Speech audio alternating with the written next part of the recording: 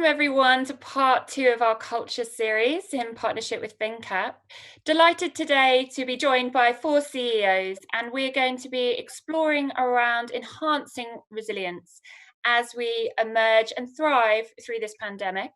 We're going to focus on both engagement and motivation of our people, looking at how there are different critical capabilities as we move forward. How do we continue to stimulate collaboration and innovation as we work across a hybrid of settings as we transition through this?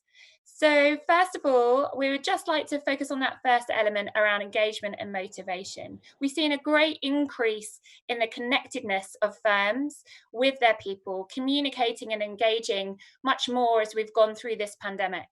And what I think is interesting to explore is how many of those initiatives are temporary fixes versus actually sustainable solutions as we transition out and into our own new norms.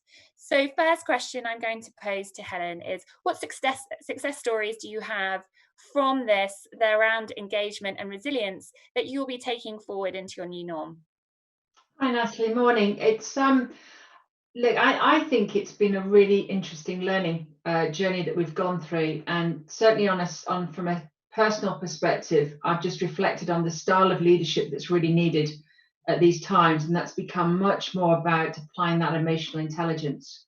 And what we found in doing that and just changing the way that we communicate with our employees, we've just changed that relationship. We've got a much more collegiate style. It's much more open. It's less hierarchical.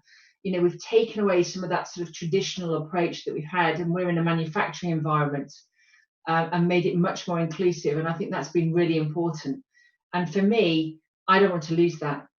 And I've already started building on what's the next thing that we build on, you know, whether it's around continuous improvement within the factories or other aspects of our business, that we actually engage with people in a really different way. And I think it's also become much more personal. So a good success story for me would be around how we've really thought about the health and the well-being of our people and what's important to them, and to give them every bit of success to do a great job and be able to focus at work. So we've got a multitude of employees, some of which are remote working. They were in the office, some of which have come back to the office, some people who have been all the way through working in manufacturing, and we've had some people, a small number of people who've been furloughed. So all that communication style is very different, and what you want to do is to treat people fairly, not necessarily equally, but fairly. And I think that's been a real change for us. To apply that to all of our people, what we decided was really important. People would be important, you know, really concerned about their health. So we took on perk box within the business. And traditionally in our sorts of business, maybe the top leadership team might get, you know, private healthcare, but you don't translate that throughout the workforce. What perk box has allowed us to do is to give everybody the chance, the ability to phone a private GP and within 2 hours have an appointment on the phone, on a video call, which has become much more normal these days anyway with your normal NHS GP here in the UK. And we're doing the same in Poland. So it allows people, even if it's not about coronavirus, but there's things that you would have wanted to go to the GP about and perhaps haven't wanted to or able to over the last 10 weeks, you can just go and sort out. So that's been a fantastic success within the business. And just even things like just making sure that people have family time. So over the Easter break, we rejigged all of our shift patterns. So everybody had an Easter weekend with their families, extended weekend. And, you know, to do that, Easter eggs for the families, they're small things, but actually altogether, they just change the way that we're linking and appreciating our people. And I think the second success story for me is the use of video.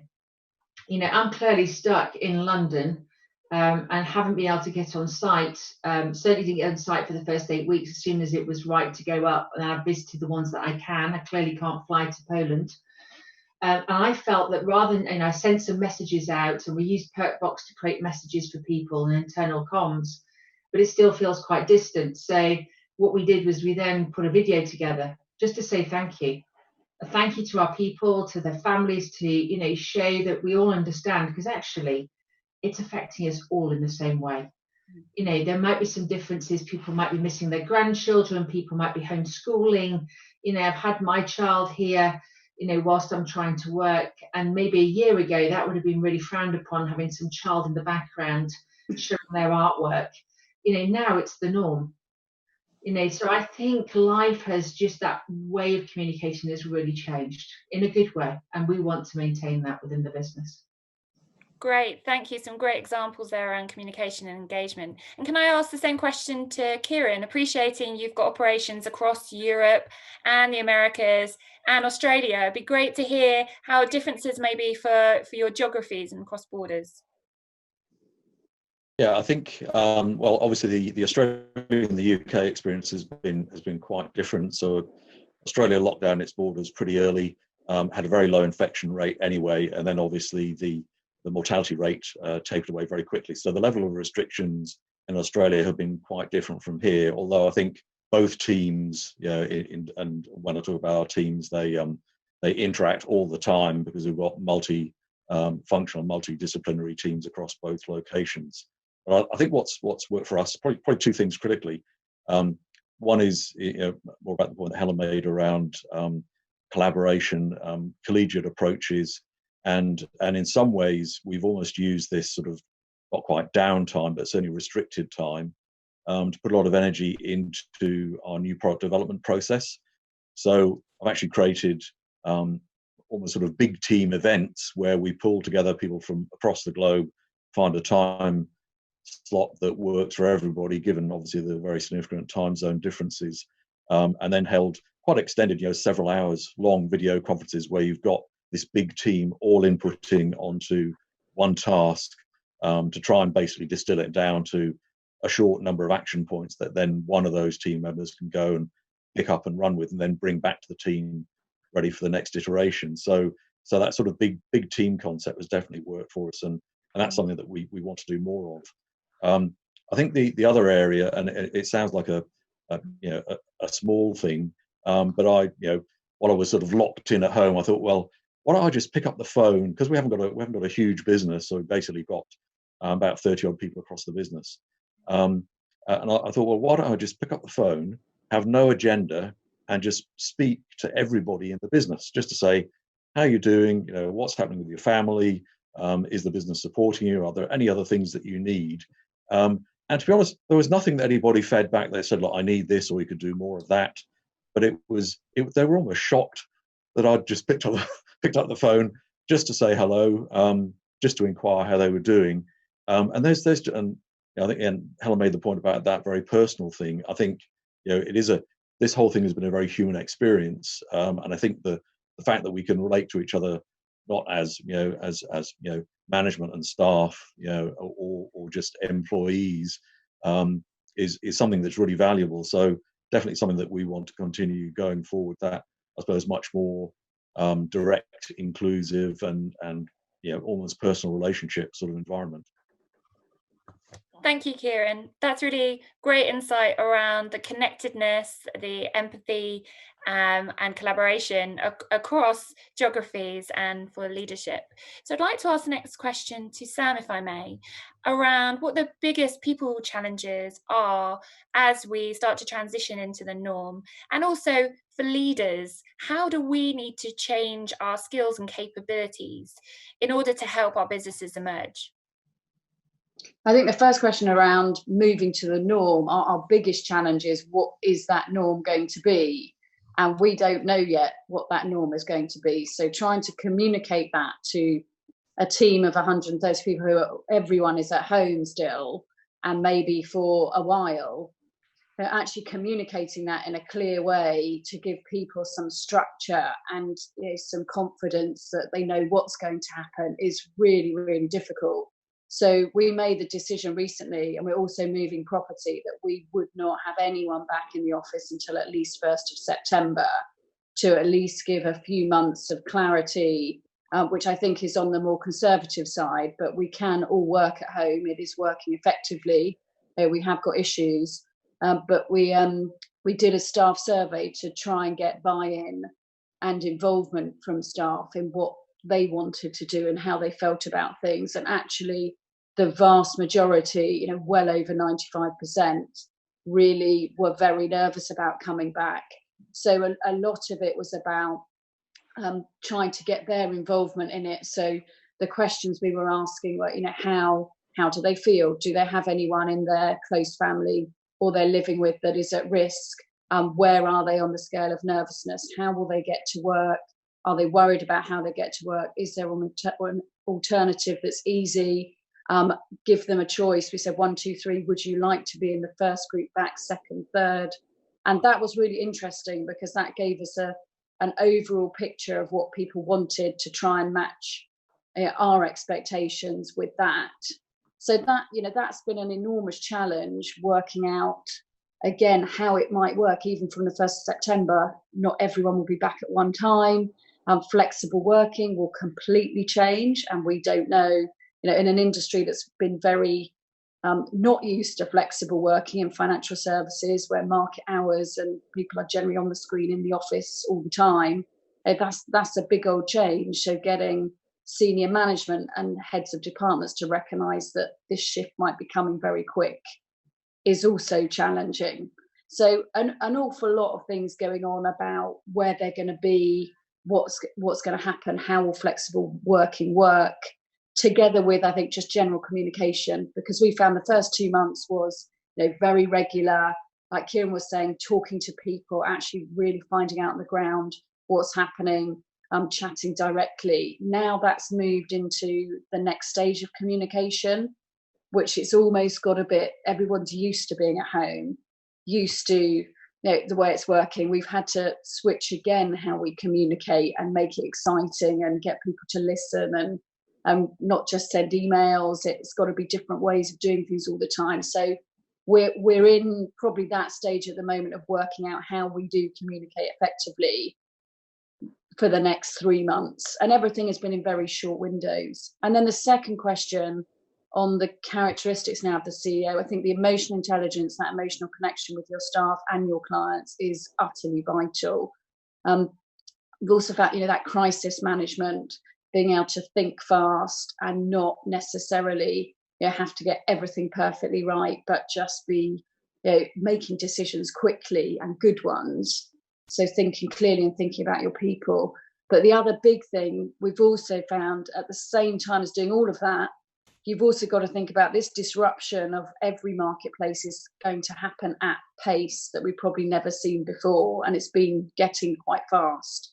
So that whole, how you're going to transform, where's the disruption coming from, how is it going to happen, where do you need to be, how will your products and your service look, even in the next 12 months. I think everybody's probably got that question on their mind, and that's quite a different skill set to try and crisis manage and manage for growth and change and disruption all at the same time.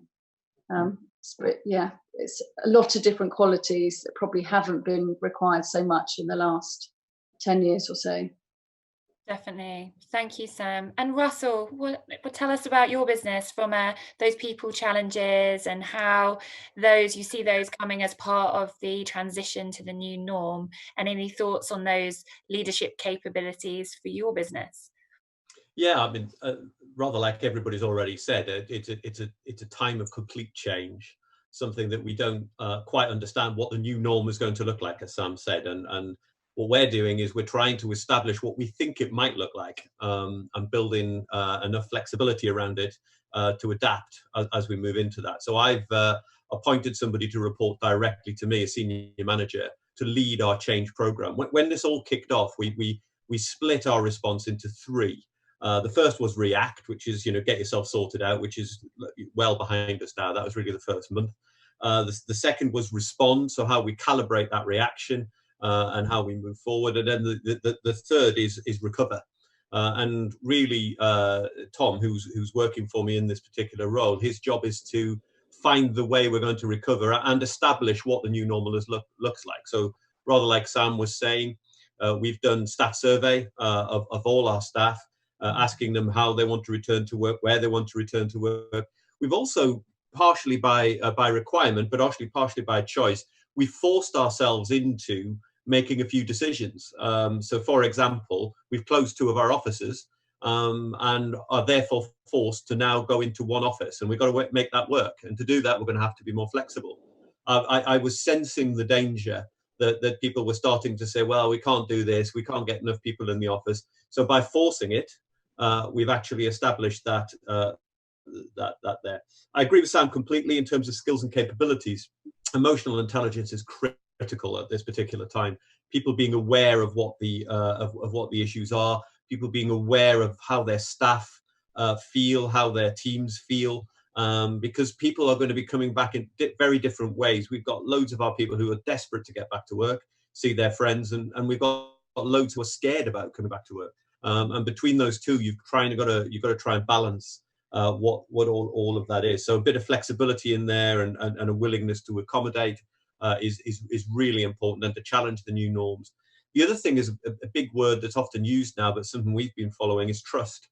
And we've been trying to build trust. We work with a gentleman called Dr. John Blakey from Aston University, and is at the Trusted Manager Programme, and we've been working on that for a couple of years.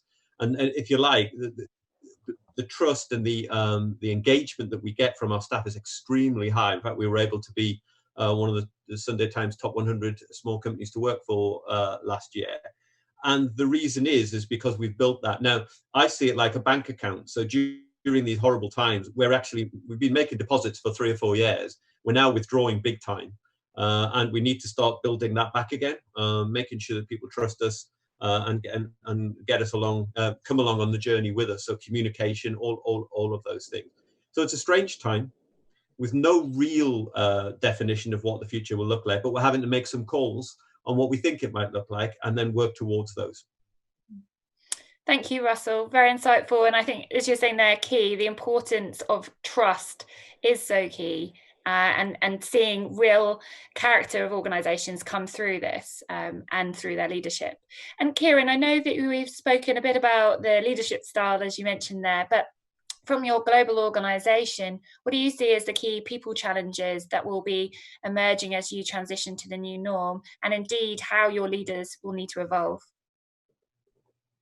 Well, I think again, as others have mentioned, that whole question about the environment in which people work, and I suppose how they can be both engaged with the organisation, productive, but also feel safe and secure within themselves. So our business, I suppose, in some ways is a little bit fortunate in that we've always had quite a strong culture of home working, and there are people in our team that have always worked from home. So essentially what we've done is, I suppose, extended on that existing experience base, because we're comfortable with using the technology that facilitates that.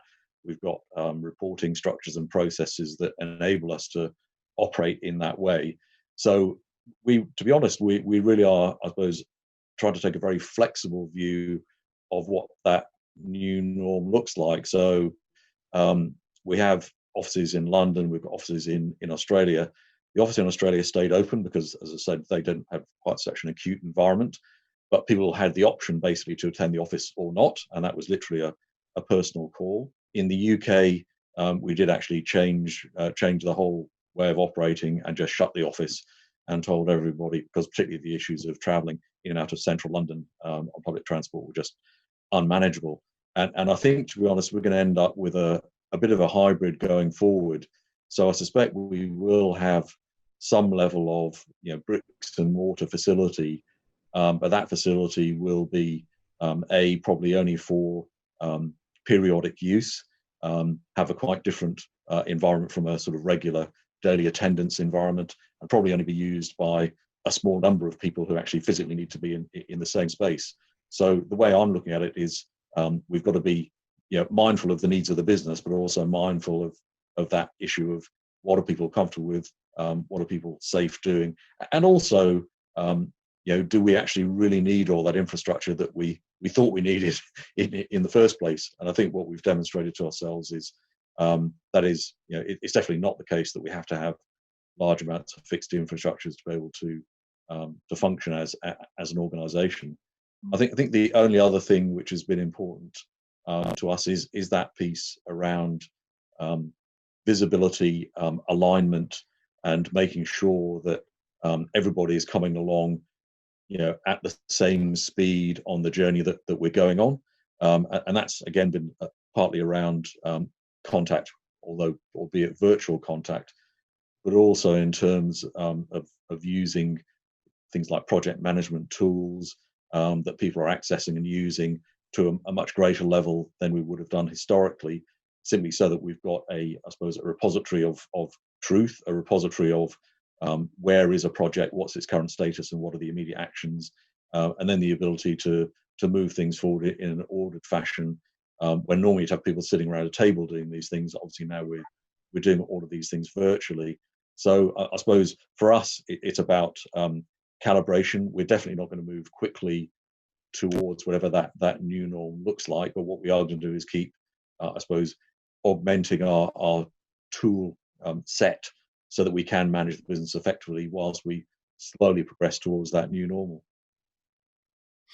Thank you, Kieran. Yes, a lot of great insights there around cross borders, and what we touched on there is how we're supporting our people, how we as leaders are evolving, but key to all of this also is our middle management. How are those middle management prepared and equipped to help their staff go through this? We saw that for a lot of businesses, they were almost 100% office space, and so middle management were used to managing people in that type of setting, moved to almost 100% home-based. And so those managers have new rules, new ways of engaging their teams, and also an additional burden on them of trying to actually manage so many different perspectives on that. So same targets, and often in many cases an increased requirement for them to really lead and drive their teams, and also managing their own personal circumstances. So seeing a lot of middle management quite overwhelmed in the first month of lockdown.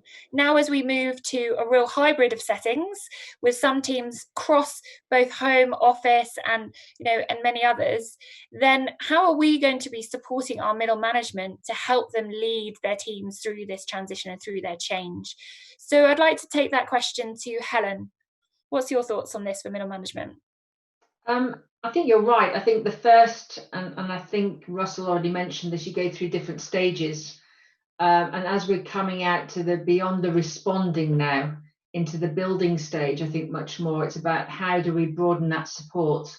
What we've been doing whilst we're in this sort of strange position, I think we've used the time, this sort of quiet time, if I call it that, to look at successional planning in its broadest sense, because one of the things that I reflected on is just the diversity of thinking within the business, and actually how do we make sure that we've got a robust set of skills and attitudes within the business, not just about technical performance, but actually behavioural performance within the business, and just thinking in a broader way and being able to have that wider spread across our people.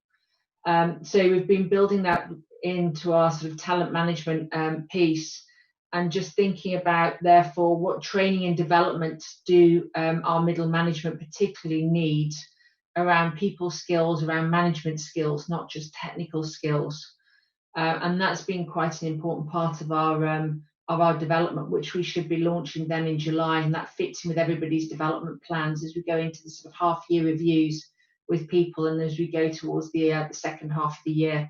So I think that's been a really important foundational piece for us as a business. And I think it's also supported by the fact that we have been looking at the values of our business. The business has been around for 180 years. It's got real heritage, but clearly it's had to change on such a, through all that history. It's gone through huge amounts of changes, not just what it's sold, how it's manufacturing, but also the environment, the markets and the customers in which we're working with. So from that perspective, understanding what we stand for, what our value is to our customers has been really important. And I think this has allowed us a bit of reflective time. And now we can work with our managers to ensure they get all the support, but really very much about their own personal development for us. Great, thank you, Helen. And Sam, would you like to build on that from your business?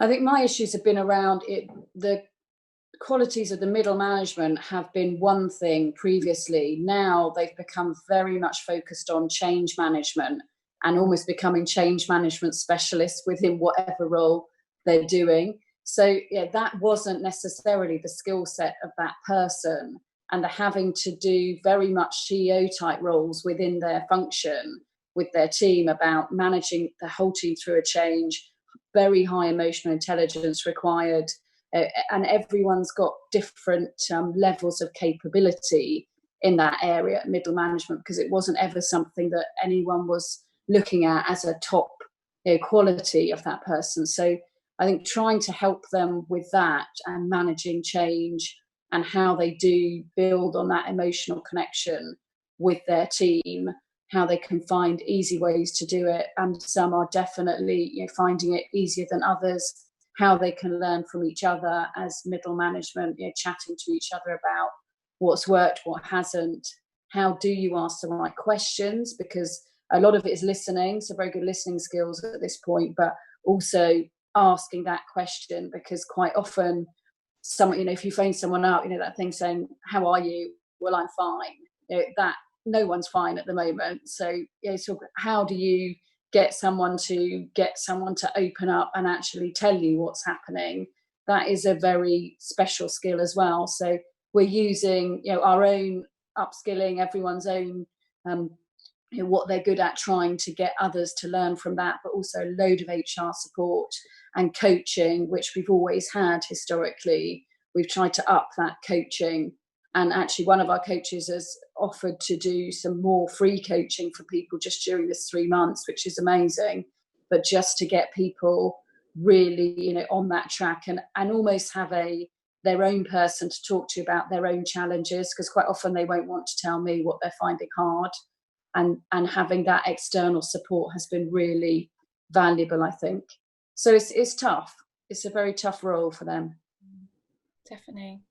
Thank you, Sam. So on to our last question around, as we're sort of move from that, as businesses are straddling those hybrid models and we're transitioning, obviously collaboration across that and innovation is still key for us as businesses to move through and grow stronger through this. So I'd love to hear from Kieran and then Russell around how are you continuing to enable that collaboration and innovation to happen across teams? Well, from our point of view, I mentioned bringing the sort of big teams together around NPD projects, particularly because they're the lifeblood of an FMCG business like ours. What I've actually said to the team is a couple of things. First of all, become more entrepreneurial as individuals. Think about the changing landscape. So if I think about our landscape, quite clearly, retail has been massively constrained. And when I say that, we're seeing revenues generated out of retail probably 15 to 20% of what we would normally see at this time of the year, which is one of our seasonal peaks. So we've pivoted very quickly towards our digital channel, which was always a large part of our business, but has become even larger. But then sitting beneath that, you've got what's happened with e-tailers that are very active in our product categories, and even other non-category retailers that are now starting to push into our space. So when I talk to the team, I actually say to them, well, we can see all these things which are driving changes in the landscape.